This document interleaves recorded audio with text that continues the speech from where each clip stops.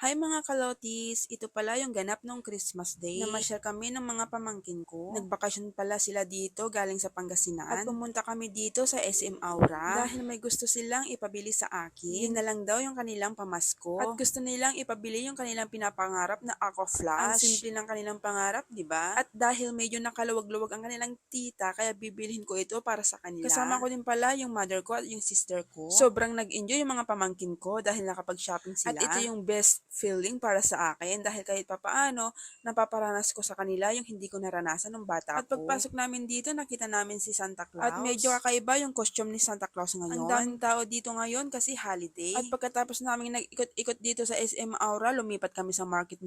At dahil nagugutom yung mga bata, kaya kumain muna kami dito sa Yellow Cup. At pagkatapos namin kumain, ay tuloy ang shopping. Konti lang naman ang aming napamili dahil sakto lang ang aming budget sa pang-shopping. Pero kahit kukonti yan, ang aming saya ay abot langit. Dahil never kong nagawa ito nung ako'y bata pa. At itong isang pamangkin ko ayaw pang umuwi sa bahay. Dahil sobrang nag-e-enjoy sila sa aming pamamasyal. Subalit meron kaming kasamang matanda. Pagod na daw siya sa kakalakad. Kaya walang nagawa ang aking pamangkin kundi umuwi na kami. Yun lang mga kalotis. Thanks for watching.